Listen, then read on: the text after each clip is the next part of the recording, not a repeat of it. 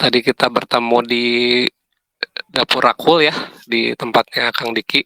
Tadi juga silaturahmi, sekalian silaturahmi lah dengan senior-senior, dengan gegedug-gegedug di sana lah begitu. Ada tadi saya ketemu Kang Wawon, ketemu Kang Monang juga. Nanti teh pas mau pulang teh ada kebetulan. Terus ada Kang Tala juga dan lain-lain lah begitu. Ada Kang Diki Sofian, sekalian silaturahmi lah begitu. Tadi ada obrolan-obrolan yang inilah yang perlu di untuk kita semua lah sama-sama diperhatikan lah, intinya mah tentang menjaga silaturahmi antar pilar, antar antar sesama murid Kandiki lah begitu. Semoga tetap terjalin, semoga tetap terjaga dengan baik begitu. Nah, garis besarnya seperti itu. Ya karena ini kayaknya kebanyakan ini pemain lama ya, ini anggota grupnya yang ikut di acara diskusi malam ini yang memang biasa hadir ya di setiap diskusi lah begitu. Jadi ini nggak asing lagi lah. Suara siapa tuh? Tuh, itu Kang Doni, suara Kang Doni. Nah, disenyapkan dulu ya Kang Doninya ya. Ya mungkin karena sudah jam 7:30 lebih ya, seperti biasa untuk sesi hari Sabtu kita akan fokus di tanya jawab ya. Jadi kita akan membacakan seluruh pertanyaan yang diajukan oleh anggota grup yang sudah disampaikan di topik saran dan pertanyaan begitu. Tapi juga kalau ada yang mau bertanya secara langsung silahkan nanti disampaikan ya pada Kang Rocky. Jadi agar forumnya lebih hidup lah begitu. Nah, paling seperti itu aja lah ininya mah, pengantar dari saya mah. Kang Rocky mangga mau langsung aja Kang dimulai sesi tanya jawabnya. Iya, langsung. Tapi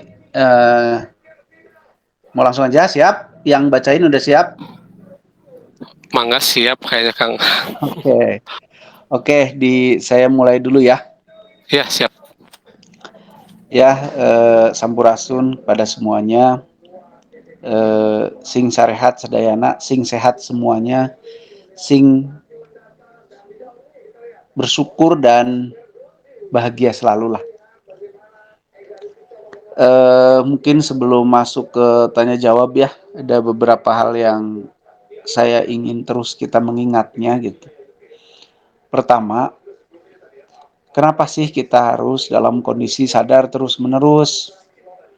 Begini ya, nanti sebenarnya melatih kesadaran pada diri itu sebenarnya adalah sebuah tahapan awal untuk memperoleh pemahaman lanjutan, pemahaman yang lebih lanjut. Tentang apa? Pertama, tentu tentang diri kita. Diri itu adalah gabungan dari tubuh, ya kan, secara fisik, jiwa, nyawa, dan ruhnya. Nah, jadi sekarang kan kita baru dibimbing latihan untuk merasakan keberadaan tubuh, baru keberadaannya.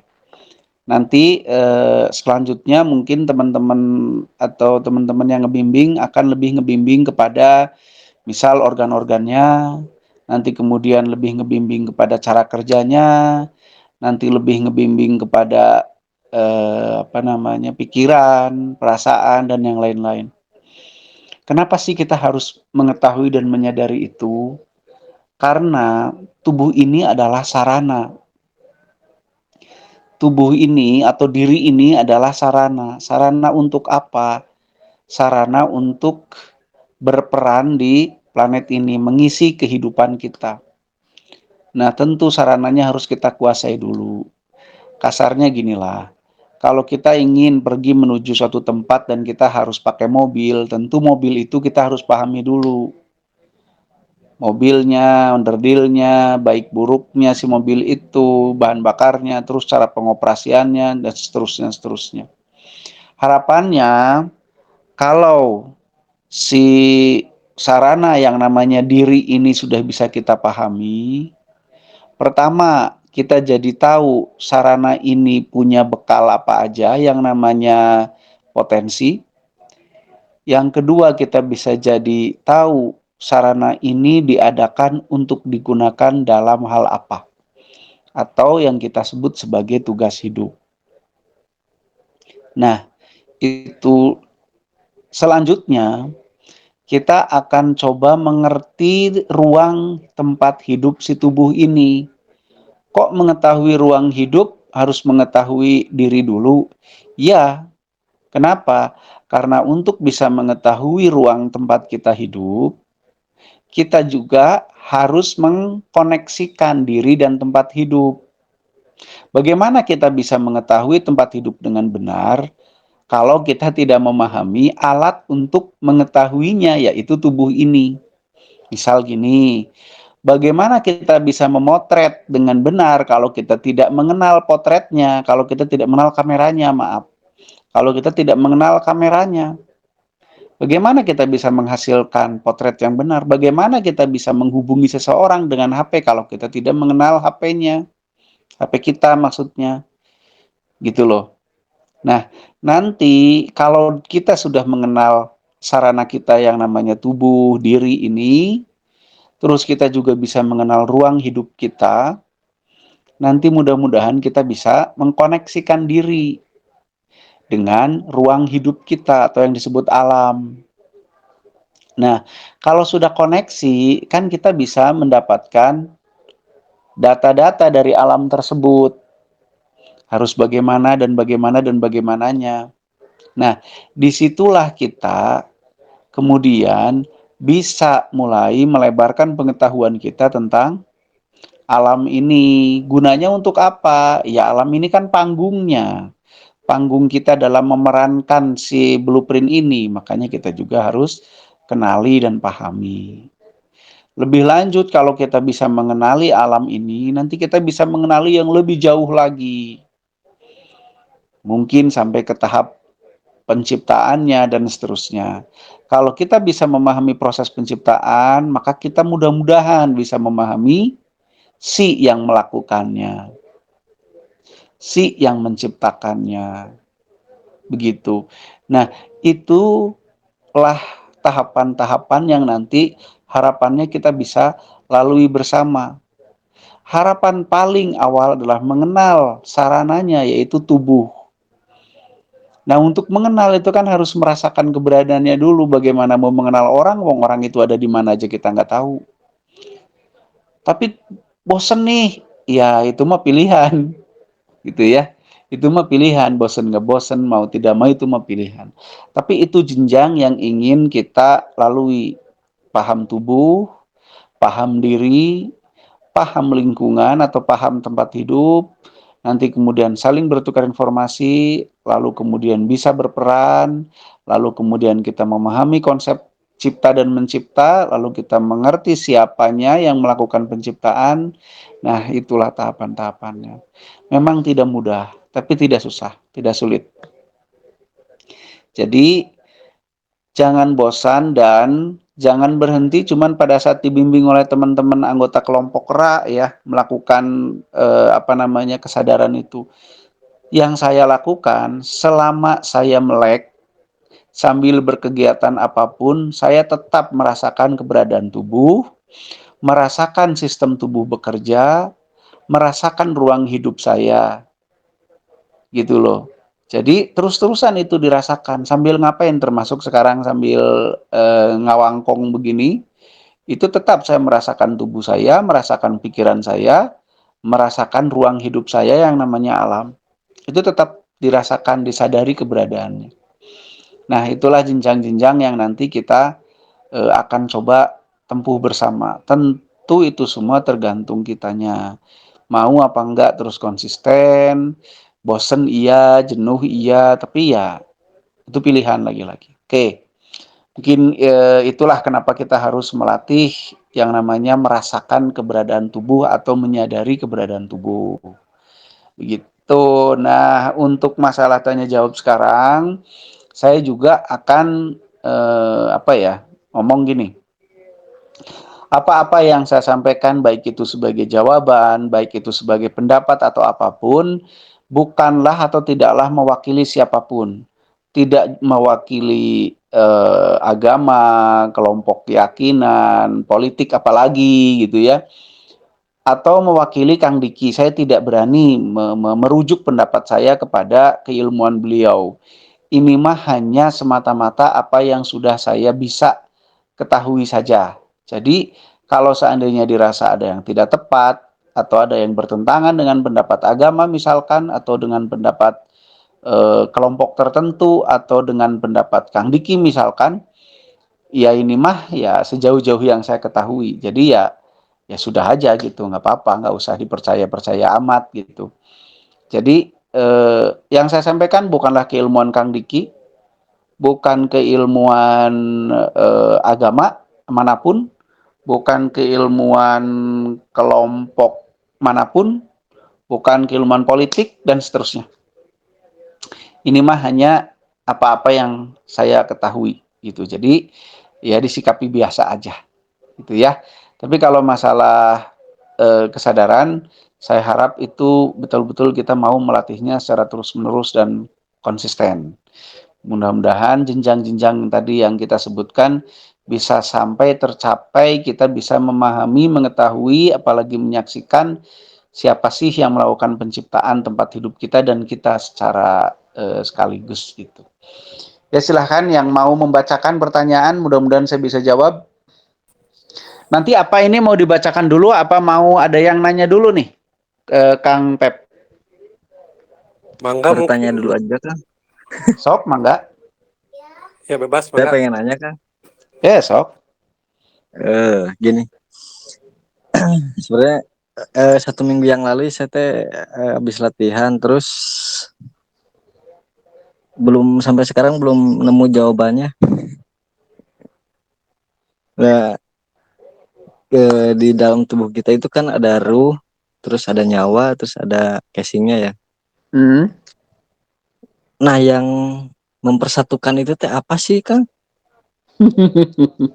Bersatukan ketiga itu. Maksudnya teh Saya mau nanya, emang misah-misah gitu, kumah? enggak, maksudnya di dalam diri kita, maksudnya gitu loh. Iya, Kan matakna. kan kan terpisah tapi tidak terpisah teh kan. Begini, saya pernah Gimana? bilang, hidup kita dan kehidupan gitu kan berpisah, tapi tidak terpisah. Iya, betul. Gitu kan ya. Oke, mungkin saya akan jelaskan berpisah tapi tidak terpisah ya. Iya, iya. Nah, ini sebenarnya adalah konsep semesta raya ini sebenarnya gitu ya. Cuman oke lah kita sederhanakan saja biar nggak terlalu serem ya. Begini, tangan dan kaki Kang siapa sih ini teh yang nanya? Arif Oh Kang. iya. Tangan dan kaki Arif berpisah nggak? Sama kepala berpisah. Kaki dan tangannya berpisah nggak? Oh, berpisah. Menempati tempat sendiri-sendiri, menempati punya fungsi sendiri kan gitu ya. Iya, iya. Betul nggak? Oke. Betul, Tapi betul. secara fungsi, maaf bukan secara fungsi, secara sistem, secara apa namanya ya, secara kinerja, mereka terpisah tidak? Tidak Tidak terpisah. ya, sebagai satu kesatuan sebuah tubuh. Tubuh. Iya. Tidak terpisah, tapi mereka berpisah. Tapi tidak terpisah. Kalau tangannya doang, kalau badan tangannya nggak ada, ya disebut badan tidak lengkap gitu kan ya. Walaupun Iya. mereka tidak menyatukan si tangan dan kaki itu. Iya, iya. Nah, di dalam tubuh kita yang namanya semua organ itu berpisah satu dan yang lainnya, menempati fungsi sendiri-sendiri, apa namanya tempatnya juga sendiri-sendiri, ya nggak sih? Iya. Iya, iya, betul. Dengan cara kerjanya sendiri-sendiri. Iya. Tapi mereka satu sama yang lain terhubung oleh apa? Oleh sistem. Sistem apa? Sistem tubuh secara keseluruhan. Sistemlah yang menghubungkan mereka satu dan yang lain. Misal Kang Arif ngunyah, nyam nyam nyam nyam nyam, ditelan masuk kepada lambung. Nanti di lambung ada ikut kerja liver, ada ikut kerja empedu, pankreas dan yang lain-lain kan. Kemudian Iya, iya. dikirim, setelah itu dikirim ke usus. Nah, gitu terus sampai ke kita ada pembuangan. Nah, kan yang membuat urutan-urutan itu semua dan apa namanya dan kemudian tidak saling rebutan pekerjaan kurang lebih begitu ya. Iya, iya. Kan sistem yang namanya software. Mm-mm. Tapi software itu tidak akan bisa bekerja kalau nggak hidup. Iya, Nah, yang membuat dia hidup adalah listrik atau ruh iya. gitu. Jadi ruh ya bekerja sendiri di domainnya. Mm-mm. Software yang namanya nyawa ya bekerja sendiri di domainnya. Organ ya bekerja sendiri di domainnya. Tapi masing-masing saling mempengaruhi yang dikontrol oleh sistem. Mm-mm. Begitu. Nggak bisa terpisah. Kalau terpisah salah satunya ya nggak bisa disebut hidup. Misalkan nyawanya ada, fisiknya ada, ruhnya nggak ada. Ya nggak hidup. Gitu ya. Nggak bisa Iya, iya. terpisah. Berpisah iya, karena dia punya domain, punya wilayah kerja, dan punya tugas kerja masing-masing. Tapi nggak bisa terpisah. Karena ada satu kesatuan sistemik. Gitu. Yang kalau di tubuh mah namanya metabolisme gitu kan. Iya, iya. Begitu. Itu jadi terus gimana cara mendeteksinya ya teangan we metabolisme kumaha di awak gitu. Bagaimana semua itu saling Iya, iya. mempengaruhi gitu. Sok we rasakan makin detil mudah-mudahan suatu hari ketemu oh ini kayak gini gitu kan ya. Mm-mm. Kayak gitu Kang Arif. Oh, berarti yang mempersatukan si ruh, tubuh, badan maksudnya casing terus yang Iya lain-lainnya itu sistem sistem ya, Kang. softwarenya iya. Hmm. Iya, iya. Yang membuat semua Siap. itu menjadi saling apa Bekerja namanya ya, saling masing-masing. bekerja sama lah anggap aja begitu. Iya, iya. Gitu, software yang sudah dirancang dari sononya gitu. Siap, siap. Atur nuhun, Tuh Kang. pabrik ya Samsung, sami-sami.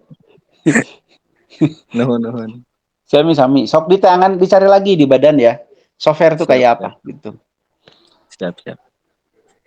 Sok yang lain, kalau masih ada yang mau nanya silahkan nanti pertanyaan dijawab selanjutnya.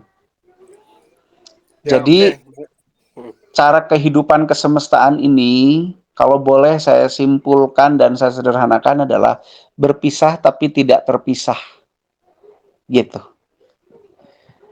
Ya oke, ada yang nanya lagi? Ya, mangga silahkan barangkali ada yang mau bertanya secara langsung.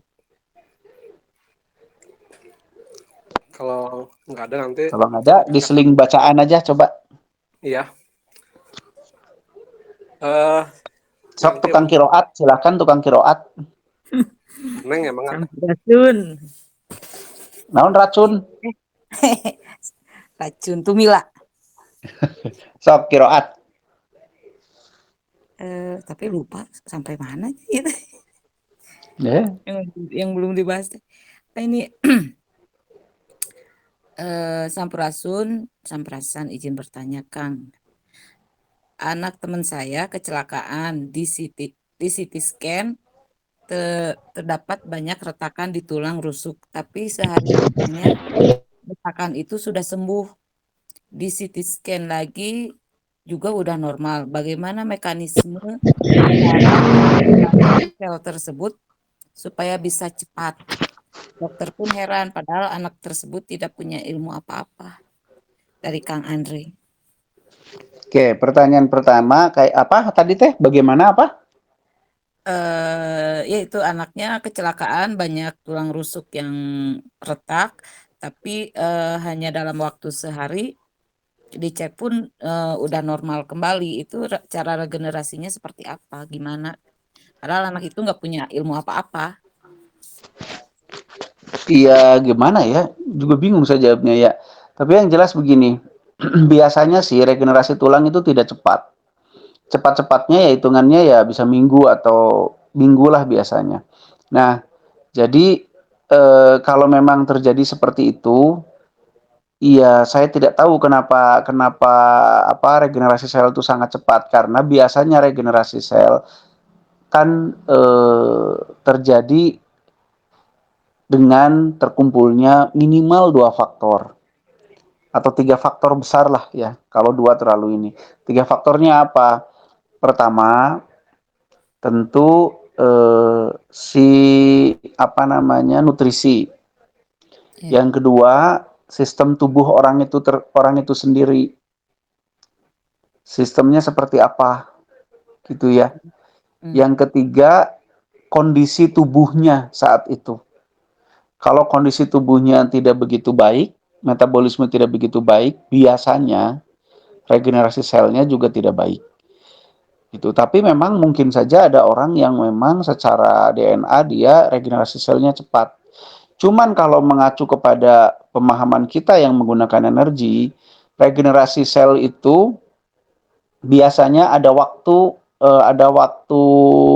standar. Tapi kalau listriknya cukup, biasanya bisa lebih cepat dari waktu standar. Waktu standar regenerasi sel berapa lama? Beda-beda sih. Tapi sebenarnya dari mulai pertama luka juga sudah mulai diregenerasi sebenarnya. Cuman kan kalau orang dihitungnya sampai jadi, ya bisa 3 hari sampai 1 minggu kalau satu sel mah, tergantung sel yang mana dan di mana letaknya. Kalau darah itu kan bisa berapa puluh hari gitu, 30 hari apa berapa gitu, apa 100 hari gitu. Jadi kalau di ronsen apa CT scan tadi ya? Di CT CT scan scan. ya, terlihat pecah-pecah terus besoknya langsung hilang. Ya saya curiga alatnya bahkan. Saya malah curiga alatnya. Tapi Sama. mungkin saja itu terjadi jika 3 unsur tadi tercukupi. Badannya memang bagus gitu, metabolismenya bagus gitu ya, nutrisinya cukup, dan memang secara DNA dia punya kecenderungan regenerasi sel yang sangat baik. Itu kemungkinannya itu gitu. Terus kalau kita bertanya terus bagaimana biar saya begitu? Nah, kalau kita yang memang punya regenerasi sel standar, DNA-nya standar gitu ya berarti harus meningkatkan energinya berpuluh-puluh kali lipat gitu. Bukan hanya 1 kali lipat tapi berpuluh-puluh kali lipat dari energi yang standar kita gitu. Yang saya tahu seperti itu. Kalau masalah si anak ini saya betul-betul harus ngelihat dulu kenapa, ada faktor apa dan yang lain-lain gitu. Tapi kalau secara teori sih kayak gitu sih, Teneng. Ya, ya, ya. Gimana Kang Andre? Mengerti lah ya. Terus Terus apakah kita bisa men-setting software atau sistem pernapasan biasa kita agar bisa otomatis menggunakan sistem pernapasan yang bisa mengakselerasi sel atau menghasilkan tenaga lebih besar dan cepat sesuai tubuh kita? Bagaimana caranya? ya sebenarnya nafas biasa kita juga kan terbukti kan bisa membuat kita hidup. Artinya itu juga mengakselerasi sel. Kalau nggak mengakselerasi sel berarti nggak ada listrik yang dihasilkan atau mod-mod gitu ya, atau meninggal. Itu nafas biasa yang kita pakai sehari-hari itu mengakselerasi sel juga. Dan sadar nggak bahwa bahwa teknik bernafas kita tuh berubah-ubah secara otomatis. Misal ya, pada saat kita lari, nafas kita mempercepat, gitu kan. Pada saat kita slow tidur, nafas kita melambat, bahkan pakai nafas perut gitu loh. Pada saat kita misalkan makan, nafas kita bagaimana, minum nafas kita bagaimana, berenang nafas kita bagaimana, tenggelam nafas kita bagaimana gitu misalkan, marah nafasnya bagaimana. Itu semua sebenarnya teknik-teknik bernafas yang tanpa kita sadari. Kang Diki almarhum atau mendiang Kang Diki kan hanya mengajarkan kita untuk menyengajakan merubah pola nafas. Padahal tubuh kita juga sebenarnya setiap kegiatan yang membutuhkan porsi energi tertentu, nafasnya berubah. Nah, cuman kalau pertanyaannya, apakah kita bisa ngeset nafas kita untuk menghasilkan energi yang tinggi? Jawaban saya bisa. Tapi kalau level energi kita sudah sampai mana gitu. Misal saya kasih contoh. Melatih mengolah energi dengan olah pernafasan nafas dada, diafragma, atau seperti yang dipelajari di Hikmatul Iman zaman dulu, itu kan di tataran energi 2,5% ke bawah. Tapi kalau kita kemampuannya udah tinggi, kita cukup menghasilkan energi dengan nafas biasa-biasa saja, tapi dengan sistem tubuh yang dioprek gitu. Tapi itu butuh keilmuan yang lebih tinggi lagi. Misal salah satunya adalah dengan menggetarkan secara sengaja sel kita, sel mitokondria atau molekular yang ada di sel mitokondria. Jadi sistemnya lebih cepat. Tapi bagaimana menggetarkan itu gitu. Nah, itu yang butuh pengetahuan, butuh energi yang lebih juga. Gitu loh. Ya, jawabannya bisa, tapi dengan syarat lah. Syarat energinya cukup, pengetahuannya cukup. Bagaimana, Kang? Nya sok we heula, anu ngerieuh we heula gitu. Saya gencan soalnya. Anu dasar we heula. Nya ada dasar we heula gitu. Siap. Kumaha lanjut? Gimana? Ada yang mau bertanya langsung? Apa lanjut? Ada yang ditambahkan atau di sela pertanyaan atau mempertanyakan yang tadi mesti kepikiran gitu? Sok mangga. Atau tentang apa saja bebas. Lanjut dulu, meren, lanjut dulu. Oke. Ini ada pertanyaan dari Kang Ai. Ketika aku ketemu dengan orang tertentu atau nggak tahu ngulik ilmu atau tidaknya, suka ada feedback merinding yang kadang kuat, kadang lemah. Merindingnya apakah itu benturan energi positif dan negatif atau termasuk kepada kepekaan Kang Rocky? Oke. Justru yang menarik adalah kita tuh sangat terbiasa mengatakan energi negatif dan energi positif. Padahal semua energi dalamnya ya positif, negatif, dan netral. Kan begitu. Yang mengacu kita mengatakan itu energi yang negatif atau positif, justru penilaian kita terhadap efek energi tersebut. Kalau energi itu dianggap negatif, buat kita sebut energi negatif. Padahal semua energi basically-nya adalah atom yang di dalamnya ada proton, neutron, dan elektron. Nah, jadi mungkin mulai sekarang kita membiasakan jangan sebut energi positif, energi negatif, dan seterusnya. Karena energi ya positif negatif gitu.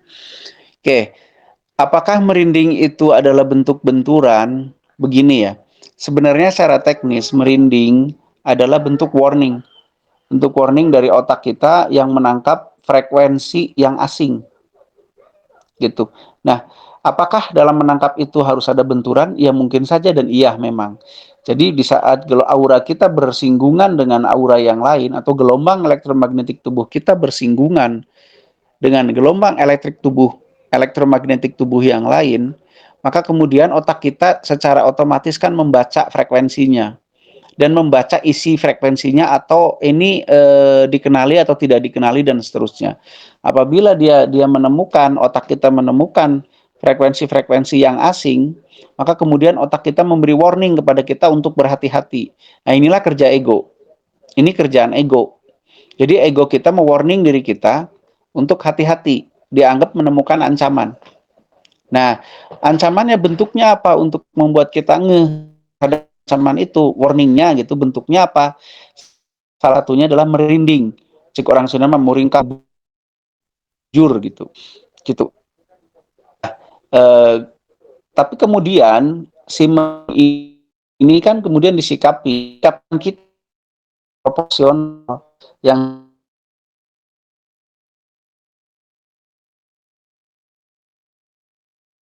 Parno. Suaranya putus-putus, Kang, punten. Jadi iya sambung lagi we atuh yuk ah. Atau saya Aina. Kang ada. Ya. Nah, jadi merinding itu adalah warning. Proses merinding itu begitu. Jadi pada saat otak kita mensensor atau bersinggungan atau menangkap frekuensi dari yang lain, yang kemudian setelah di-scan oleh otak kita dan itu dianggap sebuah frekuensi yang asing, maka kemudian otak kita atau ego kita terpicu tuh karena dianggap ada ancaman, maka ego kita terpicu. Ego kita sebagai sesuatu yang digunakan sebagai alat pertahanan diri paling awal memberikan warning kepada sistem yang lain untuk waspada. Kemudian akal bekerja dan yang lain-lain. Gitu. Kemudian kita baru bersikap untuk mengikuti arahan ego tersebut untuk mempertahankan hidup. Gitu. Nah, jadi merinding itu begitu. Makanya kalau nanti merinding, coba cek lagi, perhatikan. Benarkah ini merinding karena menangkap frekuensi atau merinding karena ngehayal? Karena kan gini, kadang-kadang apalagi kalau kita melewati tempat yang di situ dari kata orang itu ada ini gitu ya. Belum kita ngelewat situ udah merinding duluan gitu loh. Nah, itu kamuflase, itu tipuan. Jadi kita sendiri yang menghadirkan seolah-olah ada ancaman. Ego tetap terpicu karena otak kita tetap menganggap ada ancaman. Gitu ya. Nah, itu kalau ada merinding coba dideteksi benar-benar gitu dari mana. Kalau ketemu misalkan ternyata ada orang yang punya khodam misalkan ya, atau ilmu yang basicnya eh, ya jin lah gitu ya. Ya udah nggak usah iseng juga sih, nggak usah iseng, ya udah saya gangguin, nggak usah kayak saya waktu muda dulu, nggak usah gitu. Jadi biarkan saja lakum dinukum waliyadin lah itu mah gitu kan. Jadi prosesnya seperti itu. Merinding bisa karena dua hal yang saya bilang tadi. Bisa karena benar-benar kita memang mendapat otak kita mendapatkan frekuensi yang asing dan ditangkap sebagai, atau memang kita mendapatkan informasi ancaman itu dari pikiran kita sendiri gitu. Nah, itu silahkan dicek lagi nanti bagi yang merasakan merinding gitu. Terus ada Ada teh nengnya pertanyaan. kabur. Ada. Sing rada tarik atuh ai ngagosip tarik, ai maca teu tarik. Kurang itu nah Kang kalau baca Eh, tunggu. gitu. Ini So pertanyaan kumaha? dari yang lain itu ya, nggak tahu. Yang itu tadi udah selesai gitu? Yang Kang siapa tadi? Yang Merinding. mana? Oh, udah Udah nggak ada pertanyaan lagi yang merinding. nggak ada. Cuman apa sih pertanyaannya tadi ya? Pertanyaannya, aku kalau ketemu dengan orang tertentu, nggak tahu ngulik ilmu atau tidaknya, suka ada feedback merinding, katanya gitu. Terus? Kadang lemah, kadang kuat, merindingnya. Apakah itu benturan energi positif dan negatif? Atau termasuk Oh kepada gitu. perasaan? Ya gitu penjelasannya kayak tadi cukup berarti ya. Nih. Sok yang lain atau yang lain. Halo Kang, Assalamualaikum. Ya Kang Doni dulu, Teneng mundur, Kang Doni masuk. Siap.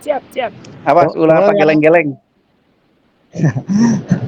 ya Kang, kalau jin itu kan biasanya bisa nakut-nakuti ya. Nah, yang saya tanya itu Itu kenapa jin itu bisa bisa apa itu eh nyakiti fisik seseorang gitu? Apa sebabnya itu gitu Kang?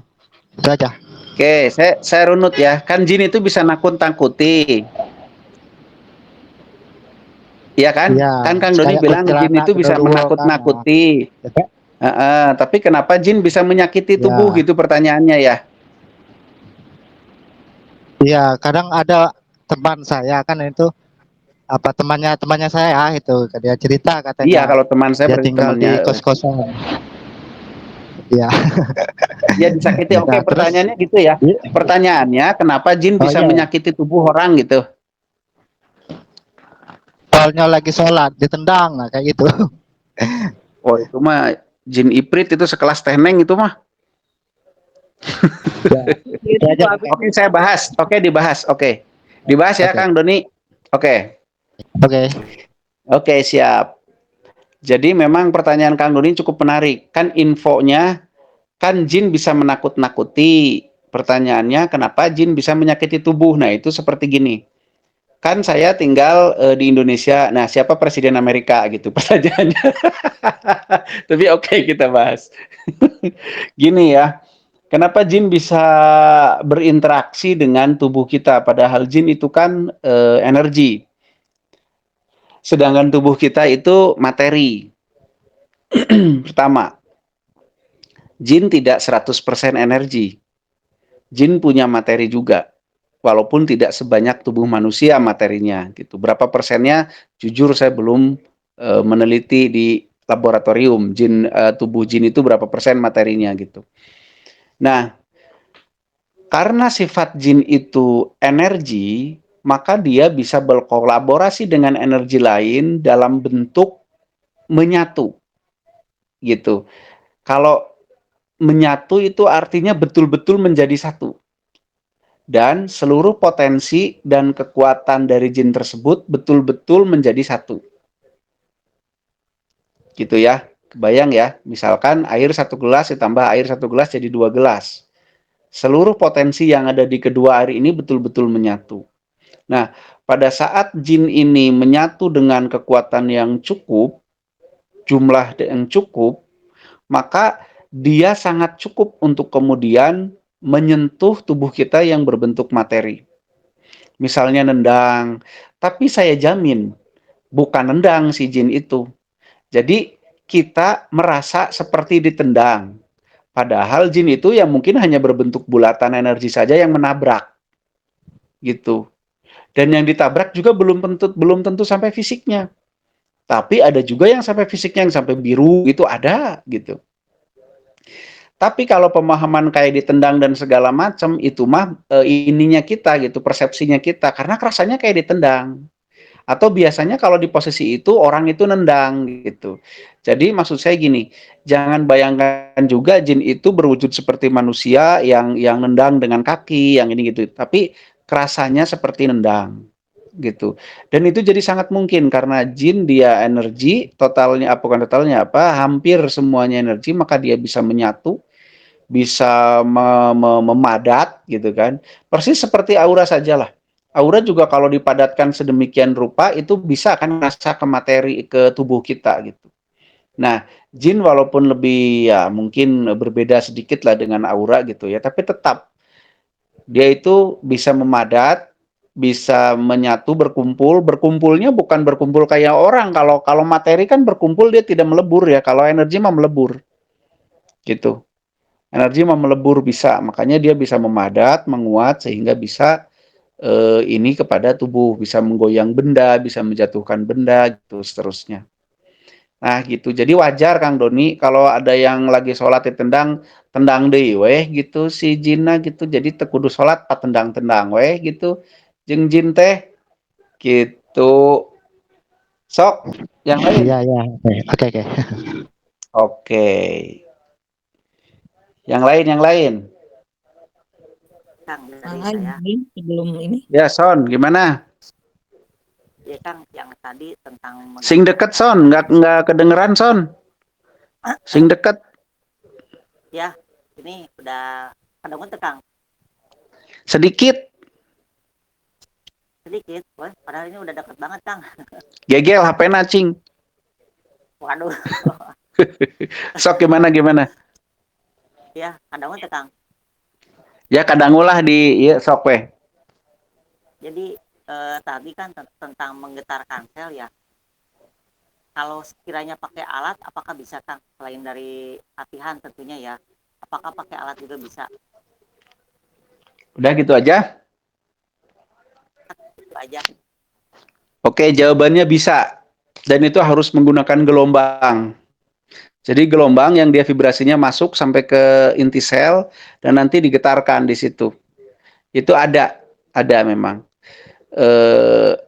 Nanti kita bikin ya.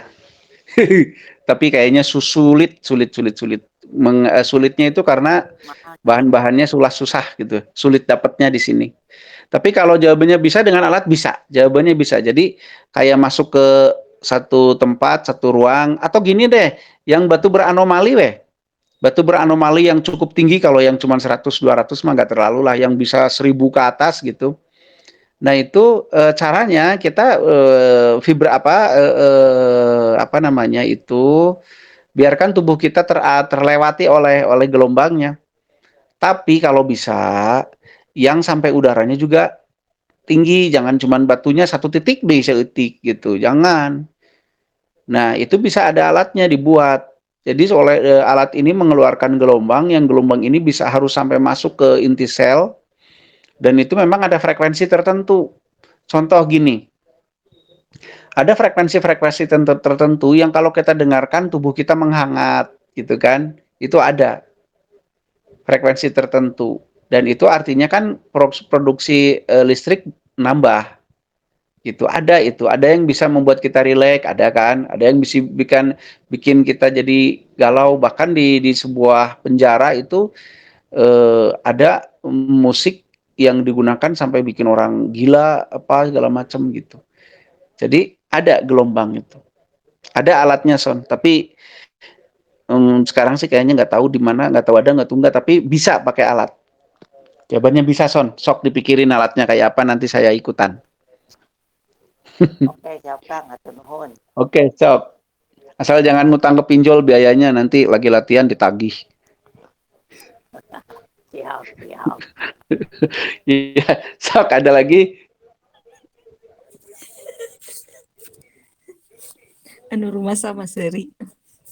Serius sok. Kalau nggak ada lanjut baca, Teneng. Lanjut baca dulu. Bagaimana cara terapi anak space delay? Fokus Space delay ya. Ya, fokus Terus? kadang enggak. Kalau mau terapi sebelah mana dan berapa lama terapinya? Mohon pencerahannya. Anak saya usia 2 tahun. Katanya kata-katanya sedikit yang diucapkan. Oh, kira-kira kata-katanya selangit, pakai sedikit ya. Sedikit. Oke. Jadi gini, masalah keterlambatan bicara, kita betul-betul harus tahu dulu penyebabnya. Apakah ini ada kerusakan di otak gitu atau tidak? Apakah kerusakan di otak itu misalkan apakah ada autismenya gitu kan ya, atau apa gitu. Jadi cek dulu otaknya. Kalau cek otak, cara kedokteran kan ada di scan gitu ya, ada apa tuh namanya EEG apa apalah gitu ya, sok dicari. Itu pertama, dipastikan dulu apakah ada autismenya, apakah ada gelombang autismenya, apakah ada gangguan di otaknya atau tidak. Pertama. Yang kedua, kita cek dari pola asuh. Cek pola asuhnya, apa dia bertemankan komunikasi pasif seperti handphone misalkan gitu ya, komunikasinya kan pasif. Cuman ngedenger aja si anak ini, tidak dilatih untuk komunikasi. Karena bicara dengan komunikasi itu beda. Bicara adalah kemampuan meniru dari sebuah verbal. Itu bicara. Tapi kalau komunikasi itu adalah hubungan antar dua orang atau lebih untuk saling bertukar informasi. Itu komunikasi. Komunikasi tidak harus dengan bicara. Ada mungkin kalau yang teman-teman kita yang tunawicara kan mereka komunikasi dengan isyarat gitu kan. Atau orang yang lagi jatuh cinta komunikasinya dengan ngelel gitu misalkan gitu kan. Itu bentuk komunikasi juga ya. Kan. Jadi bicara dengan komunikasi itu berbeda gitu. Nah, kita cek, setelah kita cek otaknya, aman otaknya mah misalkan. Kita cek nih pola asuh. Apakah pola asuh ini menjadi ekosistem yang baik untuk membuat anak terangsang untuk berkomunikasi dengan bicara atau berkomunikasi dengan kadang-kadang simbol atau berkomunikasi dengan isyarat. Kadang-kadang kan gitu. Iya. Kan kalau manggil anak teh tidak misalkan ditoel-toel misalkan si anak gitu kan, atau apa gitu. Juga kan tapi biasanya yang dari kasus banyak pasien saya itu adalah core gadget yang berlebihan. Gitu, udah mah gadget, nonton film yang gak ada suaranya. Jadi gitu, bahasana isyarat hungkul gitu. Terus ternyata gadget itu atau komunikasi yang pasif ini memicu anak untuk jadi tidak tertarik bertukar informasi dengan orang lain. Itulah yang memicu dia seolah-olah dia tidak peduli dengan lingkungannya. Karena dia tidak tertarik untuk bertukar informasi dengan yang lain. Gitu loh, karena ketertarikannya betul-betul habis oleh si gadget itu gitu. Ingat ya, sesuatu yang asik dan tidak asik itu kita ajarkan karena itu penilaian. Jadi kalau main gadgetnya terus-menerus, maka dia menemukan keasikannya di situ. Akhirnya dia tidak yang menganggap yang lain itu jadi nggak asik. Yang lain jadi nggak perlu ditanggapi, nggak perlu dipeduliin, nggak perlu diperhatiin. Akhirnya sangat pasif anaknya.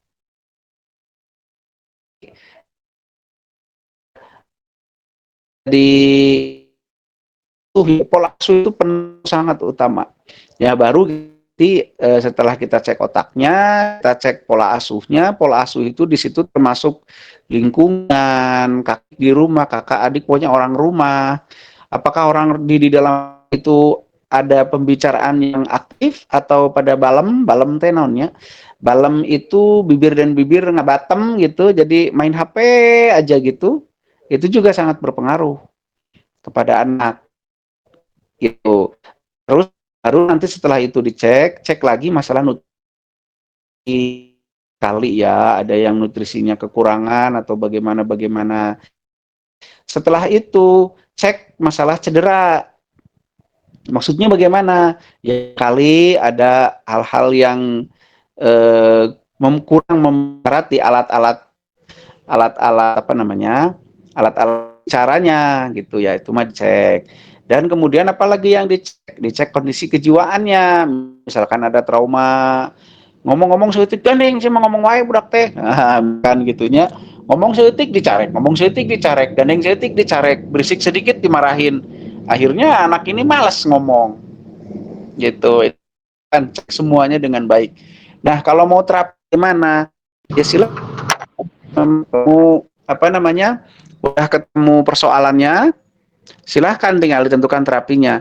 Kalau misalkan masalahnya adalah di otaknya, ya yang diterapi tentu otaknya. Otak sebelah mana? Cari di Google ya, otak bagian yang mengontrol bicara, apa bagian depan, apa bagian tengah, apa bagian belakang. Sok dicari Google pasti ada. Nah, kalau memang dikira itu adalah hasil dari asuhan, termasuk gadget apa segala macam, ya sok dilakukan perubahan, tantrum pasti ada, wayahna we itu mah gitu kan. Kalau dikira itu ada masalah nutrisi, ya sok nutrisinya diperbaiki gitu. Jadi terapi itu ya macam-macam ya. Terapi itu kan ada terapi energi, terapi sosial, terapi macam-macam sekali. Nah, biasanya masalah itu tidak berdiri sendiri, bukan masalah, maaf, persoalan itu tidak berdiri sendiri gitu. Jadi kadang-kadang maaf nih, ada pasien saya yang begini, anaknya nih terlambat bicara, udah 6 tahun belum bisa bicara, bukan belum bisa bicara, belum mau bicara sepatah kata pun 6 tahun. Terus didatanginlah saya, terus disuruh terapi, tapi dia memasrahkan semuanya kepada saya. Setelah diterapi beres, pola asuhnya tidak rubah, terus pola komunikasi dengan anak tidak berubah, gadgetnya masih jalan. Nah jangan begitu juga. Begitu, karena cara bicara orang tua dengan anak, cara bicara lingkungan dengan anak, terus komunikasi yang dijalin di dalam keluarga, itu juga semua terapi. Itu juga bagian dari terapi. Begitu. Jadi mari kita juga perluas paham kita tentang terapi. Terapi energi itu hanya salah satu faktor. Dia tidak bisa menyelesaikan everything. No.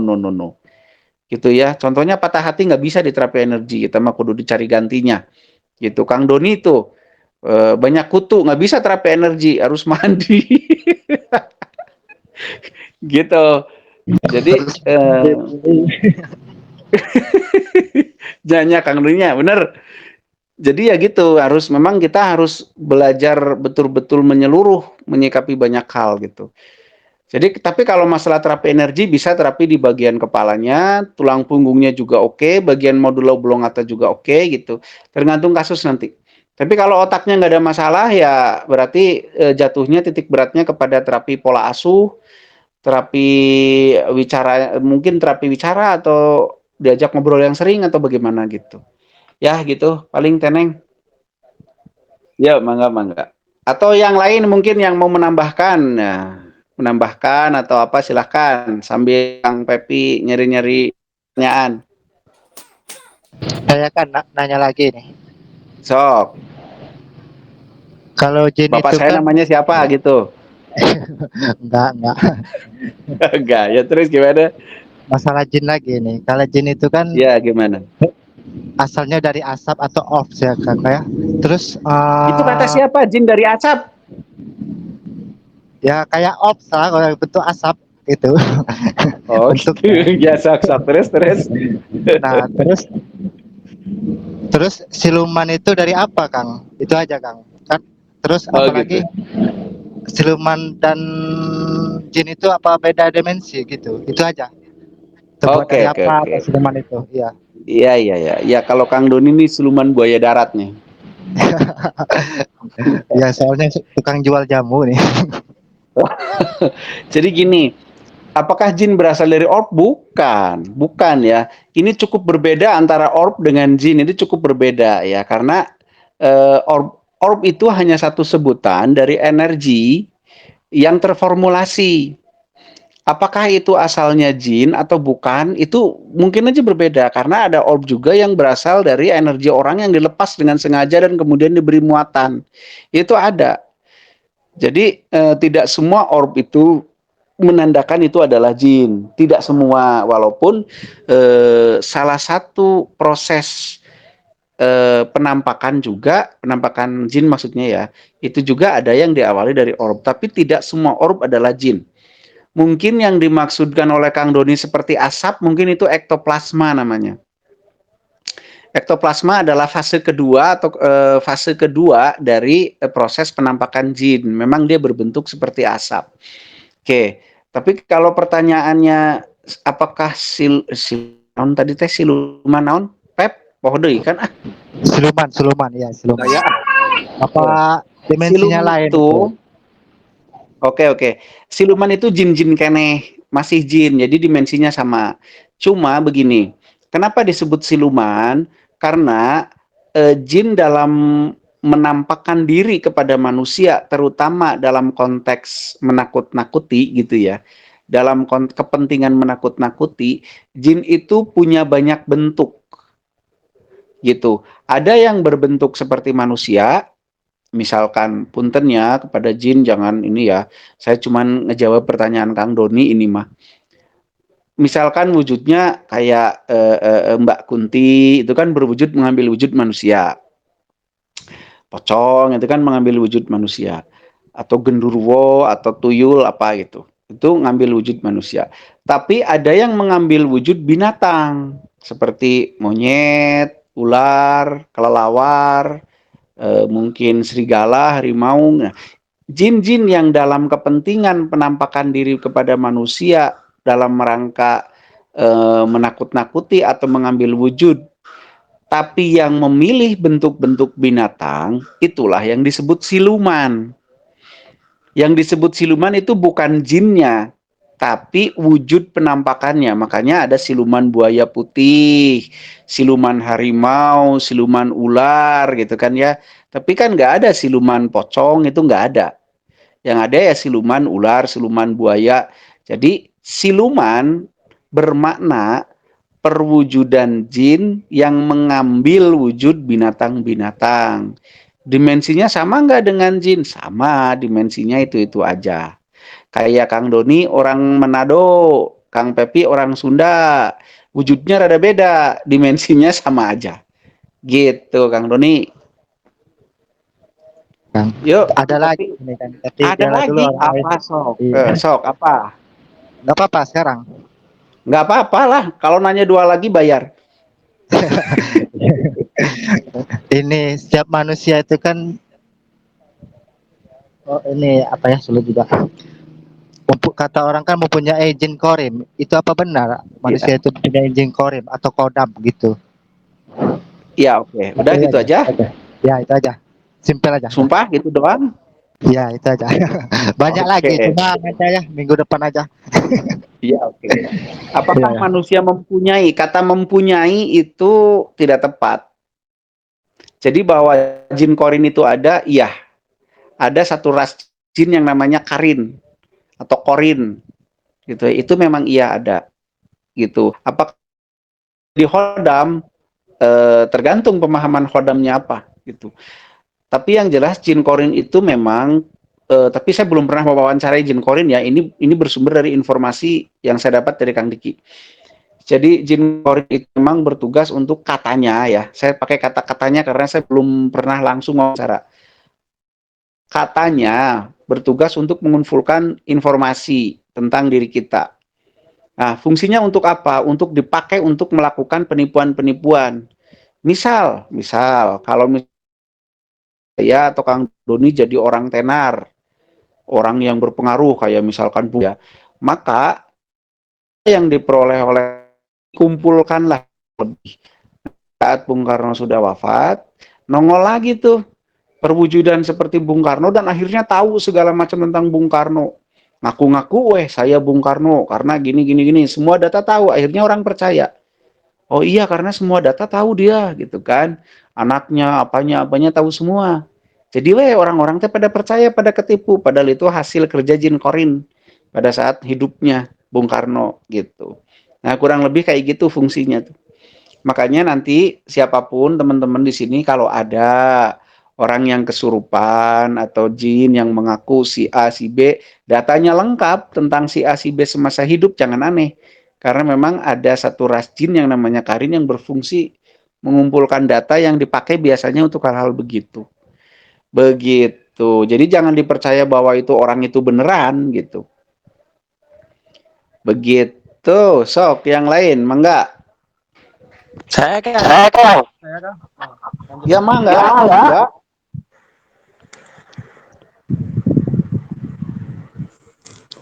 Iya kayak kan. Mana?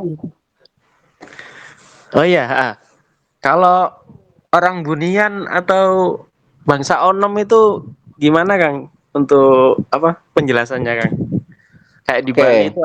di Bali itu ada namanya Wong Samar, orang Samar. Kalau orang Bali Ya, nyebutnya Wong Samar. Wong Samar ya. Iya, katanya Oke. hidupnya di dua alam. Dia bisa ke alam sana, dia juga bisa ke alam manusia juga. Katanya Iya, gitu. iya. Iya, katanya gitu. Kalau di Ya, daerah makasih Kang. Tasik, ayo mangga. Sami-sami. Kalau di daerah Tasik atau Ciamis itu ada daerah namanya Rawa Onom. Itu nggak Tasik kan Ciamis tuh. Sok cari sendiri weh. Nah, Rawa Onom itu katanya, ini katanya ya, karena saya juga belum pernah ke sana. Katanya, nah kalau katanya kan berarti perlu pengujian lagi nih. Katanya di sana apa ya, kayak ada ritual-ritual gitu deh untuk entah itu pesugihan, entah itu apa gitu ya. Nah, ritual-ritual itu yang kemudian ritual seks gitu ya, antara jin dan manusia gitu. Yang kemudian katanya melahirkanlah makhluk hibrid gitu ya. Makhluk hibrida perkawinan antara jin dan manusia. Tapi kan gimana caranya itu sperma jin dan telur manusia misalkan? Mungkin tidak dengan cara itu. Mungkin loh ya. Saya baru mungkin karena saya belum pernah melakukan penelitian. Tapi faktanya ada yang namanya rawa onom itu, dan onom itu adalah sebutan untuk hasil kawin silang atau makhluk hibrid dari jin dan manusia gitu. Dan katanya karena DNA mereka atau tubuh mereka terbuat dari dua unsur yang berbeda, katanya memang begitu. Bisa punya chip untuk masuk aktif di dimensi sana, bisa punya chip juga untuk aktif di dimensi sini. Ini saya dapat keterangan langsung dari teman saya sendiri yang dia sudah membuktikan ke satu daerah yang namanya Rawa Onom, dan dia mengaku di sana si onom-onom ini pilih hidup layaknya manusia biasa. Kalau di dimensi kita ada yang jadi tukang ojek dan yang lain-lain gitu. Kata teman saya yang tidak saya sebutkan namanya, katanya kalau diperhatikan dengan sangat seksama gitu, ada perbedaan tipis antara manusia asli dan onom. Adanya di mana? Di telinganya katanya sih ya. Jadi di telinganya tuh kayak ada perbedaannya, kayak ada titik cahaya atau apa gitu di telinga si onom ini. Nah itu berprofesi jadi tukang ojek. Kebetulan teman saya pada saat ke tempat itu pun dibonceng oleh tukang ojek yang hibrid ini. Menurut pengakuan dia ya, teman saya ini. Nah, kurang lebih seperti itu gitu. Tapi iya apa enggaknya, jujur saya belum pernah menemui langsung. Tapi sangat mungkin. Kok bisa sih sel telur manusia dipengaruhi oleh jin, sedangkan kan bahannya jelas berbeda. Sedangkan proses pembuahan kan harus ketemu sel sperma dengan sel telur dan seterusnya. Itu kan pengetahuan kita yang paling dasar tentang reproduksi. Tapi jangan lupa bahwa yang namanya sel telur dan sel sperma itu kan dasarnya tetap atom, dasarnya tetap energi gitu kan. Nah, mungkin saja ada format-format energi tertentu yang bisa mengakselerasi atau mengaktifkan nyawa dan ruh di sebuah sel telur. Mungkin saja gitu. Tapi karena mungkin ya belum tentu benar, harus diteliti lagi. Begitu pengetahuan saya tentang onom sedikit, begitu. Oke Kang, makasih Kang. Sok mangga ke sana tuh ke rawa onom, teliti sendiri sok. Kang Kayo. Oke. Yuk, lanjut.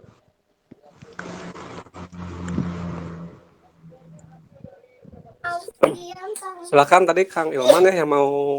Sok Kang Ilman, mana Kang Ilman nih? Ketabrak. Oh ya nggak apa-apa. Jelas ya suara saya. Takutnya Ya lumayan. lumayan ya. Jadi Kang masih seputar bangsa Num gitu ya. Apakah bangsa Num itu sama kayak siluman tadi itu? Saya mau nanya itu tadi sih. Apakah yang disebut Udah, itu aja ya. bisa disebut bangsa Num gitu? Itu aja, ya. Oke. Kalau Sulaiman lagi. Kalau sama atau tidak sama, saya sih berpikir berbeda ya. Saya berpikir berbeda karena yang disebut siluman itu kan penampakannya saja. Kalau dia penampakannya binatang disebut siluman. Kalau dia penampakannya orang di Karunggoni disebut pocong gitu kan. Gitu-gitu aja. Jadi siluman di sini tidak merujuk kepada berasal dari ras apa dia, tapi merujuk kepada bentuk apa yang dia tiru. Oh iya. Ya, Gitu. Ya. Hmm. Oke? Oke Kang. Thank you. Oke, sip. Nanti kalau ketemu Jin tanya lah KTP-nya. Dia dari ras mana gitu. Kang. Kemudian pernah ketemu sih Kang. Kenapa nggak kedengeran? Pernah ketemu orang Bunian. Terus? Itu apa hidungnya nggak ada. Terus kakinya kebalik. Oh gitu. Ya, tumitnya ke depan. Oh, jadi nggak ke belakang kakinya gitu. Iya. Itu waktu kecil sih, masih ingat saya. Di daerah mana itu kan? Sumatera Barat. Di Sumatera Tapipatang. Barat. Tapi itu orang bener ya?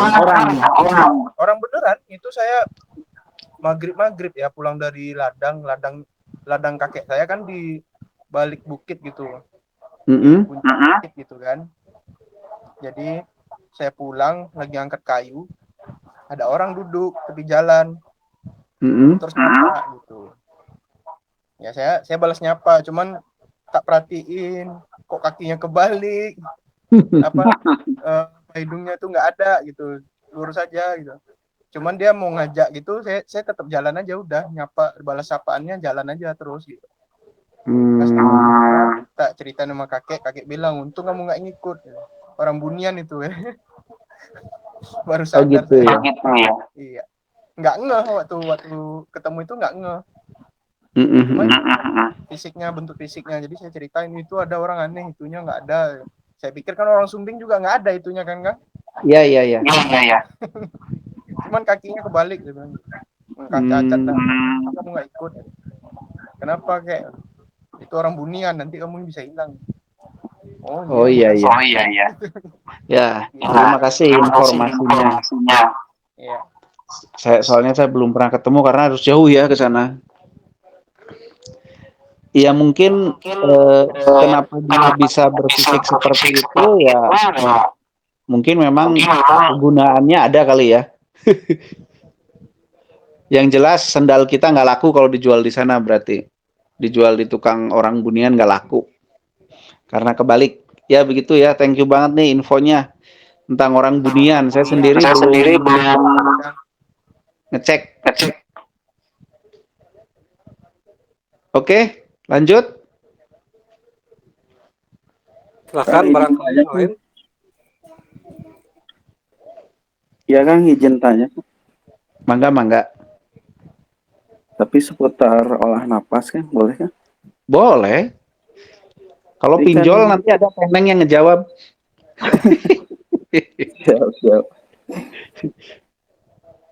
Sok Jadi mangga. kan biasanya kalau olah napas kita merasakan atau memunculkan hawa panas ya kan. Tapi Iya. terkadang itu hawa dingin yang muncul itu karena apa ya Kang? Pertama itu Hawa dinginnya, oke, saya tanya dulu. Hawa dinginnya munculnya di ulu hati, dada, atau di telapak tangan atau telapak kaki? biasanya telapak tangan Kang. Yang Oke, saya rasa. siap. Lanjut. Tapi badan mah tetap anget ya. Iya, hangat kan. Pas disalurkan di telapak tangan dingin gitu kerasanya. Iya. Iya, terus lanjut. Terus yang keduanya itu kan ada katanya kan harus memutarkan hawa panasnya itu ada yang berlawanan arah jarum jam, ada yang searah jarum jam. Ya. Itu manfaatnya tersendiri itu ke tubuh itu seperti apa ya kan? Oke, sama-sama. Oke. Kenapa pada saat kita melakukan olah nafas, hawa yang disalurkan atau terjadi malah suhu dingin di telapak tangan? Apakah yang bangkit itu hawa dingin? Nah, oke, penjelasannya begini. Listrik tubuh kita itu bentuknya ya listrik gitu. Pada saat listrik ini berkumpul atau terkonsentrasi, maka terjadi tumbukan yang lebih konstan dan lebih intens di satu titik tersebut. Maka biasanya tubuh di bagian tersebut itu akan lebih terasa panas atau hangat. Itu biasanya begitu. Tapi jangan lupa, tubuh punya kemampuan juga untuk memanipulasi suhu. Seperti panas dingin itu panas tapi rasanya dingin tapi benarnya panas itu. Pada saat kita sakit contohnya, itu adalah tujuannya adalah untuk melawan virus. Nah, tapi yang terjadi kasus seperti Akang tadi ceritakan itu hanyalah pada saat kita tidak bisa atau belum bisa menyalurkan atau memindahkan tumbukan listrik itu, konsentrasi tumbukan listrik itu ke telapak tangan, sehingga yang terjadi justru listrik yang dominan itu adanya di ulu hati, misalkan di tubuh, dan tangan tidak ada yang nyalur ke sana, akhirnya jomplang tuh antara suhu tubuh yang memang ada listrik yang lebih dan tangan yang tidak bisa tersaluri. Akhirnya terasanya seperti dingin. Nah, itu efek kita belum bisa menyalurkan dengan baik saja. Kalau yang bangkit adalah hawa dingin, itu di ulu hati dinginnya. Jadi pada saat nafas dada atau nafas diafragma, dingin sekali di ulu hati. Atau di dada atau di perut. Nah, itu yang bangkit hawa dingin. Tapi kalau di diafragma, di ulu hati, dan di perutnya tetap hangat, tapi pada saat disalurkan telapak tangannya dingin, itu karena belum nyalur saja. Saran saya, terus saja lakukan dan kurangi pengejangannya. Itu pertama. Yang kedua, kok hawa itu ada diputar-putar gitu ya. Sebenarnya pemutaran itu yang diajarkan waktu di Hikmatul Iman adalah berlawanan jarum jam, mengikuti arah putaran molekular gitu, atau arah putaran yang ada di alam semesta, yaitu berlawanan jarum jam. Itu tujuannya untuk apa? Ada dua yang saya alami. Pertama untuk membantu fokus, yang kedua memang untuk terjadi penguatan. Makin fokus kan makin kuat gitu. Efeknya ke tubuh ya itu untuk menguatkan dan memfokuskan hawa panasnya. Begitu sih, Kang. Ada yang mau nambahin? Silahkan. Kalau yang sebaliknya arah jarum jam itu gimana? Ya, itu yang sebalik arah jarum jam. Kalau yang searah tidak ada sebenarnya. Oh, gitu ya kan. Ya, ada jadi manfaat khusus buat tubuh kalau enggak, kalau yang searah jarum jam ya paling untuk memfokuskan saja. Yang bagus itu yang berlawanan jarum jam. Kenapa bagus? Karena sesuai dengan pergerakan molekular dan alam semesta gitu. Soalnya yang dirasakan saya kalau memutarkan hawa panasnya berlawanan arah jarum jam itu, kayak hawa panasnya itu semakin melebar itu ya. Tapi kalau Memang searah jarum jam itu semakin menitik ke Jadi fokus lelaki gitu. ya, ya gitu. Jadi fokus gitu ya, jadi mengecil gitu titiknya. Betul. Jadi tajam atau malah jadi mengecil? Kayak mengerut gitu, mengecil. Kayak mengecil ya, malah parem gitunya ujung-ujungnya. Tapi yang kalau yang diajarkan oleh Kang Diki itu berlawanan jarum jam. Gitu, untuk memperkuat dan untuk memfokuskan. Gitu, tapi coba aja diteliti yang searah jarum jam kok bisa jadi mengecil itu kenapa gitu. Silahkan diteliti aja dulu ya. Terus satu lagi kan itu katanya kan ada pengaruh nggak kan ke gravitasi bumi? Kalau Ada pengaruh kalau energinya udah gede, Kang. Kalau masih kecil ya pengaruhnya juga hampir tidak ada. Tapi kalau udah besar, misalkan tenaga Akang udah 5%, 10% gitu, bisa jadi anti gravitasi itu. mana Kang? Anti Kenapa? gravitasi. Kenapa? Yang berlawanan atau yang searah jarum jam? Yang berlawanan. Gitu. Tapi itu butuh energi yang besar dulu.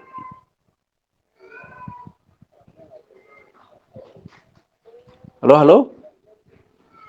Iya Kang, Mana masih nih? Kang. Oke.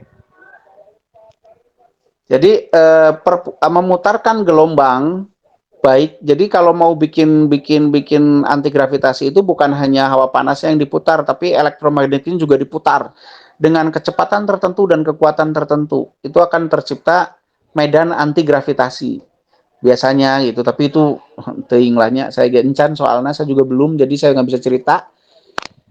Oke, lanjut. Ya silakan, ini ada waktu sekitar 15 menit lagi ya sampai jam 9. Ya deh, Sok, silahkan. lanjutan yang keterangan Kang Rocky tadi ini, pergerakan molekuler tubuh itu sama dengan pergerakan semesta. Itu bisa menggetarkan sel-sel juga kah? Kalau kita lakukan pemutaran energi hawa panas itu, gitu loh Kang. Oke. Jawabannya bisa kalau energinya sudah cukup. itu butuh minimal 5%. Gitu. Kalau kita deteksi diri kita bisa 5% atau masih di bawah 2,5 itu seperti apa tuh Kang? Masih harus peperekat kayak jurus-jurus HI, masih harus ngejang-ngejangin badan. Masih harus tarik, tahan, buang gitu, masih harus begitu. Kecuali ini tetap ya, semua ada kecualinya. Kecuali tingkat keterhubungan kita, tingkat koneksi kita dengan sel sangat bagus. Gitu. Kalau koneksivitas kita dengan sel kita sendiri sangat bagus, maka kita bisa men-tune in frekuensinya.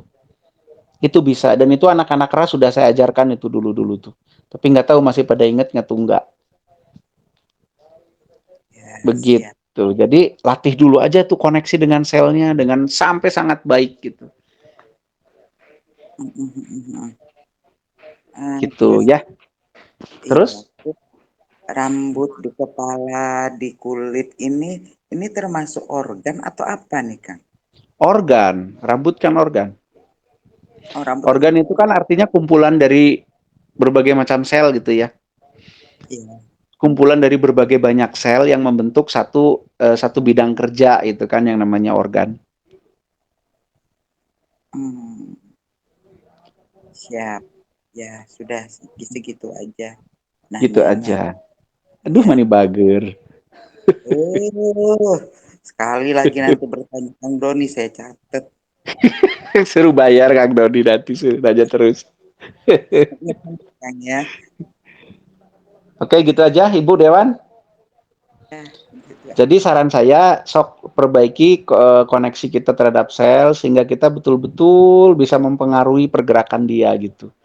Dan itu bisa, sangat bisa Jadi nanti latihan lebih efektif. Makanya saya sering ngomong ke anak-anak, jangan cuma diniatin atuh disetting gitu kan. Kalau Kang Dike mah dulu ngajarinnya sok atuh diniatin. Diniatin we gitu kan ya. Kalau bagi saya karena saya orangnya sangat awam, jadi tidak cukup diniatin mah gitu. Tapi harus setting. Nah, setting itu adalah bentuk komunikasi kita terhadap sel-sel kita itu. Jadi nanti berbeda hasil latihannya gitu. Antara yang disetting dan yang tidak disetting tubuhnya. Begitulah. Yang saya sudah berlatih itu saya rasakan dalam kondisi posisi berdiri saya nafas diafragma gitu kan. Terus kenapa kaki saya gemeteran? Saya pikir gitu kan. Apakah ini sel-sel tubuh saya bergetar gitu kan?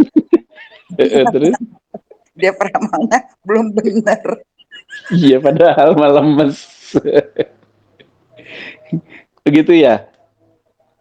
Itu diajarin sama Teneng kayaknya tuh, jadi kayak gitu efeknya tuh. Enggak, saya mencoba sendiri, saya Oh, lakukan coba sendiri. sendiri. Maksudnya diam, jangan bergerak gitu kan, posisi berdiri gitu loh, jangan anggota tubuh nih jangan sampai ada yang bergerak gitu kan. Yang ada kaki betis itu gemeteran gitu loh. Iya, iya. Apa? Kaki yang nggak kuat menopang tubuh atau Kayaknya penyaluran. sih itu. Ya sudah, kalau sampai situ ya sudah, nggak apa-apa Iya. berarti diet ketat gitu kan Kang. Karena gini ya, kalau getaran yang dihasilkan oleh perambatan energi itu sangat halus gitu. Getaran yang dihasilkan oleh perambatan energi dari dari sel ke sel gitulah. Itu sangat halus. Jadi nggak bahkan kalau nerapi kan kadang-kadang tangan kita bergetar gitu ya. Itu kan masih efek dari otot. Dari otot yang kita kontraksikan, yang kita kejangkan. Itu menimbulkan getaran. Kenapa menimbulkan getaran? Karena di situ ada peningkatan stimulan, peningkatan stimulus energi. Itu menghasilkan getaran. Tapi kalau getaran yang dihasilkan oleh energi itu kan getarannya frekuensinya tinggi. Itu makin nggak kerasa, makin nggak kayak bergetar gitu. Halus banget. Makanya Kang Diki kalau nerapi, kebetulan saya pernah diterapi Kang Diki, itu nggak kayak dioyak-oyak gitu badannya. Sedikit banget krek krek gitu doang gitu. Nah gitu. Jadi mungkin yang dirasakan oleh Ibu Dewan itu salah satunya selain energinya merambat juga ototnya capek gitu. Jadi yang deg-deg gitu ya, gemeter. Kayaknya ototnya capek. Iya karena capek. Tapi ya pasti ada energi juga yang mengalir di situ, cuman otot juga ikut gitu. Jadi getaran misalkannya orang tarik, tahan, buang, salur tangan, pasti kejangkan bergetar. Itu bukan karena efek penyaluran energi, itu efek dari kontraksinya otot. Begitu. Makanya sebenarnya pelatihan penyaluran energi hawa itu makin ke sana itu makin nggak ada pengejangan gitu. Dulu Kang Diki sampai melatih setengah pengejangan, seperempat pengejangan, nanti nggak perlu pengejangan penyaluran itu, jadi halus-halus aja. Gitu. Iya Kang, saya mau nanya Kan lagi. bablas kan, energinya bablas keluar dari jari. Nanti dikresekin aja tangannya, jadi nanti ditelan lagi.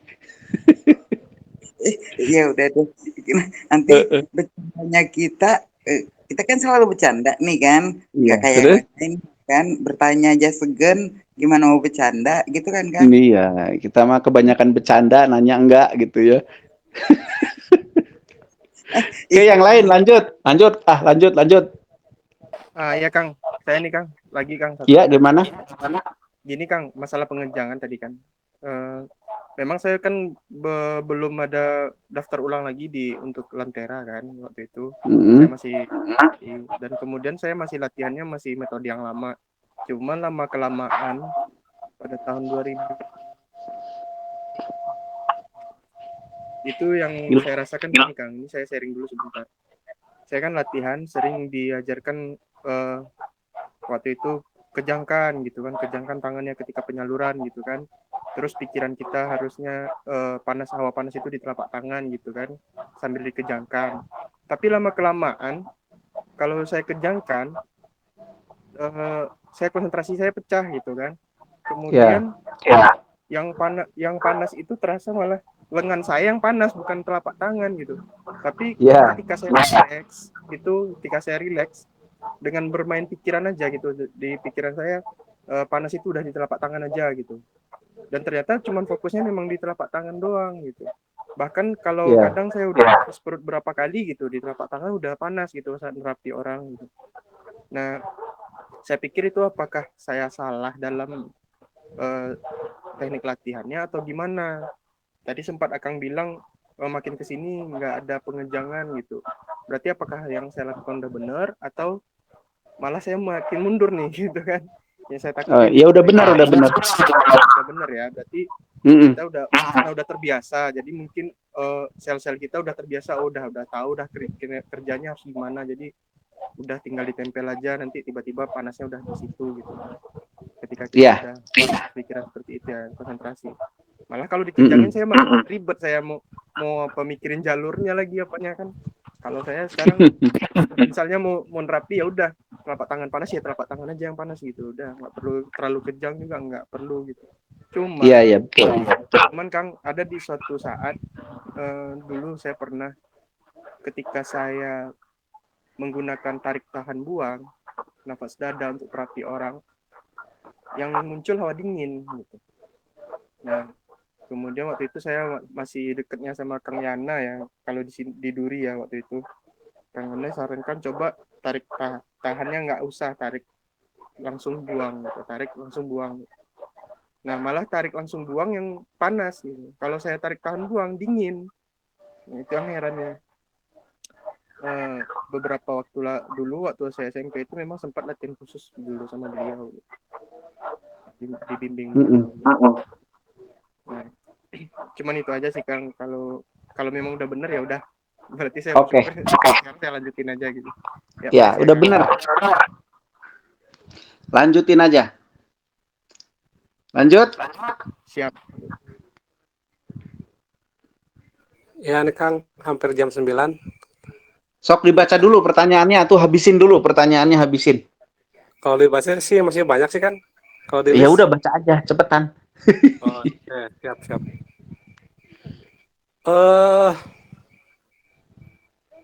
Dari Kang Febri, kalau kita melakukan sesuatu kemudian merasakan plong, apakah itu akibat melaksanakan tugas hidup, melakukan yang aku sukai, atau menurut menurut nafsu juga plong? Terus apa bedanya?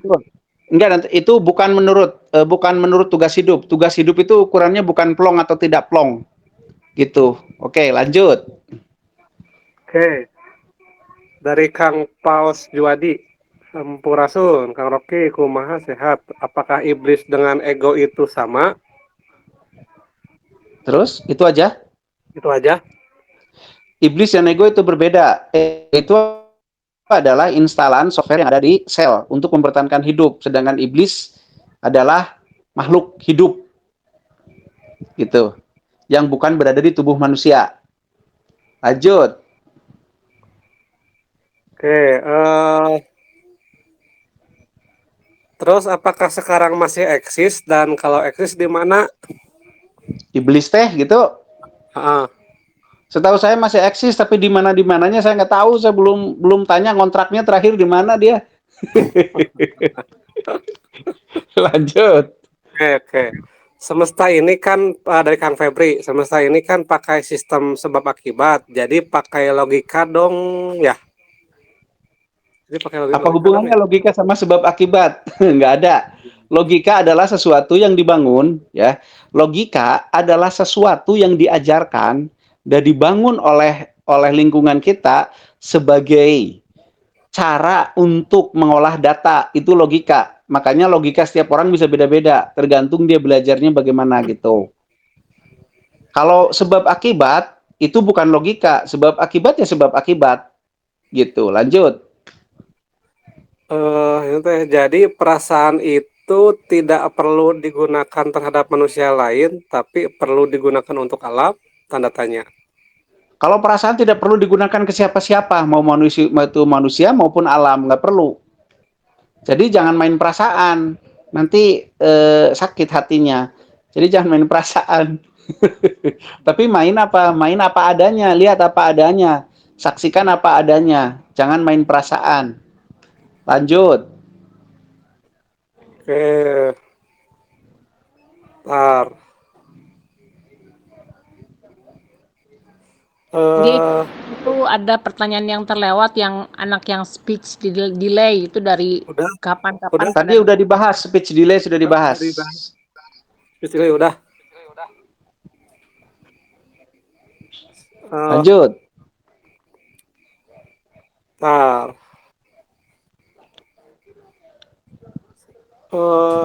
Set.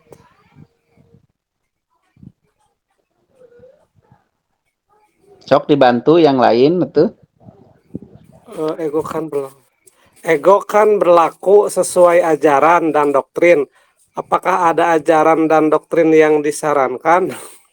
Kesadaranku Jadi menyadari tubuh. Kesadaranku Ntar dulu, ego dulu. Ya, ego dalam beraction, kan ego itu hanya kecenderungan untuk mempertahankan hidup. Nah, cara mempertahankan hidup memang didapat melalui pelajaran, baik itu doktrin maupun ajaran-ajaran. Nah, kalau pertanyaannya, adakah doktrin dan apa tadi? Dan ajaran yang disarankan? Ada, yaitu pakailah yang sesuai dengan tempat dan situasi di mana kita hidup. Kalau kita hidupnya di Papua yang tidak ada nasi, ya egonya jangan nyari nasi lah gitu. Udah sagu aja gitu misalkan, biar ngeribet. Lanjut, gimana? Oke. Ego itu ada di setiap sel, tapi tidak ada di setiap molekul ya, Kang Febri? Iya dong, molekul itu tidak bermuatan. Molekul itu tidak bermuatan kepentingan. Molekul itu netral. Molekul itu kan hanya gabungan dari dua atom. Misalkan hidrogen, gabungan dari dua atom hidrogen gitu kan. Oksigen, dua atom oksigen gitu. Dua atom O gitu. Jadi molekul itu hanya gabungan dari dua atom, baik senyawa maupun tidak senyawa. Gitu ya. Jadi tidak bermuatan kepentingan. Kalau atom mah gitu. Tapi kalau sudah sel, itu kan sudah makhluk lah gitu. Sudah kumpulan dari berbagai macam atom gitu, yang kemudian dia sudah ada softwarenya. Nah, software inilah yang membuat ada ego gitu. Karena software ini diset untuk mempertahankan atau mengembangkan si sel ini, sedangkan atom mah belum bermuatan itu. Lanjut. Oke, dari Kang Wahyu Widiatama. Kang, kenapa setiap saya bermimpi selalu masuk ke memori masa lalu? Contohnya, seperti keadaan suasana rumah saya yang belum ada perbaikan dan di rumah yang saat ini tidak pernah ada di mimpi. Ya, itu hanya masalah memori yang paling kuat. Jadi mimpi adalah vibrasi dari memori yang paling kuat gitu. Tapi tidak semua mimpi ya. Kalau ngomongin mimpi nanti kita bahas lah. Kapan-kapan kita bahas mimpi lah ya. Tapi kalau mimpinya begitu, itu ya vibrasi yang paling kuat yang nongol. Mungkin ada kenangan yang paling kuat atau apalah gitu. Lanjut. Oke, lanjut. Ketika kita merasakan bahwa akan ada orang yang meninggal, apakah itu sebuah feeling, kebetulan, atau ada hal lain? Karena selama saya merasakan hal ini selalu tepat. Kan feeling kayak perasaan lain. Ya. Jadi intuisi mungkin maksudnya ya. Ya mungkin itu. Ya, kalau intuisi ya bisa jadi apalagi kalau selalu tepat berarti ya bisa jadi. Jadi nanti bisa jadi buka jasa penebakan kematian gitu kan, bisa itu dijadiin duit bisa. Itu mungkin aja itu benar, bahwa itu intuisi bisa jadi. Karena gini, pada saat orang mau meninggal itu kan artinya matinya sel, sedangkan di tubuh itu kan miliaran atau triliunan sel. Pada saat ada matinya sel secara masif, maka terjadi pelepasan kalori yang masif.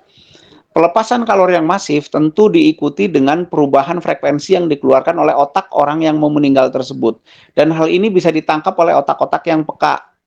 Gitu. Jadi wajar kalau ada orang yang tahu tanda-tanda orang yang mau meninggal, tanda-tanda loh ya, orang yang mau meninggal gitu. Jadi wajar dan itu mungkin. Lanjut. Pertanyaan terakhir dari Kang Febri. Adanya Gimana? DNA baru dan ruh yang lepas dari tubuh, apakah jumlahnya sebanding? Tidak sebanding, karena ruh itu berkelimpahan dibanding dengan tubuh. Begitu, ya. Oke, selesai Kang pertanyaannya Kang. Selesai? Oke, mungkin tadi yang lain nggak ada yang bertanya? Bisa ada yang penasaran? Aduh, nanti tidurnya penasaran lagi. Sok, saya beri kesempatan satu pertanyaan aja deh bagi yang mau live, mau langsung, silahkan. Kalau ada. Kecuali Kang Doni maruk namanya. Silahkan barangkali sebelum ditutup. Terakhir pertanyaan. Sebelum ditutup? Mungkin udah kali ya. Udah kali ya pada bingung mau nanya apa. Oke, kalau gitu saya coba tutuplah ya obrolan ini. Saya ingin menganalogikan begini ya. Hidup, kita dipilih untuk hidup. Siapa yang memilih? Situasi namanya. Kita dipilih untuk hidup. Dan dipercayakan hidup ini untuk kemudian dikejawantahkan dalam satu keadaan yang namanya kehidupan. Hidup itu harus dikejawantahkan di dalam satu aktivitas yang namanya kehidupan. Nah, kehidupan ini menuntut peran. Kita mau memerankan peran apa? Peran itu adanya di diri kita masing-masing. Makanya sering-seringlah cari peran itu di diri sendiri. Sering-seringlah komunikasi dengan diri sendiri itu maksudnya bukan ngobrol hai badan, bukan begitu aja maksudnya, tapi lebih kepada meneliti, mengamati. Gitu ya. Kalau dulu Kang Diki baru sampai mengajarkan kita untuk memperhatikan jantung, bukan berarti berhenti di jantung dan bukan berarti harus awalnya dari jantung. Tapi itu mengindikasikan bahwa ada sesuatu yang bisa kita teliti dari dalam diri ini. Begitu ya. Jadi berpikirnya jangan terlalu cupu. Kalau jantung berarti jantung hungkul, bujur tadi nggak dirasain. Bukan begitu. Tapi mengindikasikan bahwa ada sesuatu yang harus kita perhatikan di tubuh yang nanti itu membuat kita bisa mendapat informasi yang untuk tahap selanjutnya. Jadi sok akrabi, jangan saja mengakrabi orang lain, akrabi diri sendiri. Akrabi dalam arti perhatikan, teliti, pahami. Ya, sehingga sampai kita tahu kita harus berlakon apa di dalam kehidupan ini. Kehidupan nggak perlu ada yang dikejar. Nggak perlu juga ada yang ditinggal lari. Karena kehidupan hanya berlakon. Saling berlakon akhirnya saling bekerja sama antara satu pelakon dengan pelakon yang lain. Mungkin dengan lakon yang berbeda-beda.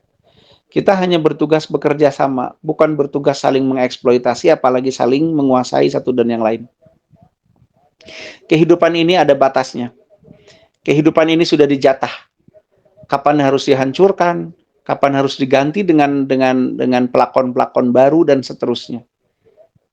Gitu. Dan kehidupan ini diadakan oleh sesuatu yang memang bertujuan untuk hiburan. Jadi jangan terlalu serius. Karena hidup ini betul-betul hanya sendagurau dengan makna kata yang sebenar-benarnya sendagurau. Gitu ya.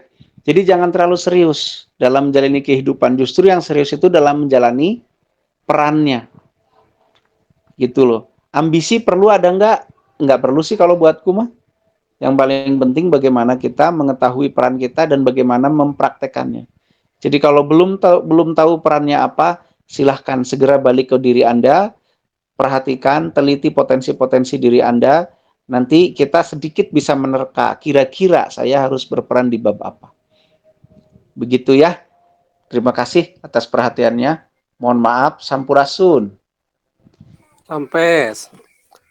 Hatur nuhun kepada Kang Rocky yang sudah menyampaikan menjawab semua pertanyaan yang diajukan ya oleh seluruh peserta grup ya. Semoga jawaban-jawaban beliau ya bisa menjawab bisa ini ya, bisa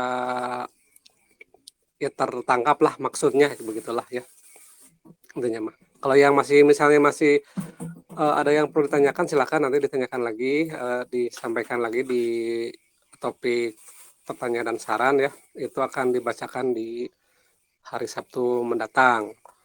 Nah, terus sebagai informasi, besok ada latihan olah nafas ya, yang di Bandung. Silahkan kalau mau merapat di lapangan Kiara Condong ya. Itu jamnya jam 10 kalau nggak salah, nanti itu dipastiin lagi ya di grup ya. Kalau yang di luar kota, luar pulau, luar negeri biasa bisa mengikuti secara online di grup ini. Terus kemudian hari Selasanya akan ada biasa diskusi lagi yang materinya nanti disampaikan di grup begitu. Ya, untuk mempersingkat waktu saya tutup aja. Terima kasih kepada Kang Tete yang sudah hadir di acara diskusi malam ini. Mangga, selamat istirahat. Sampurasun. Assalamualaikum warahmatullahi wabarakatuh.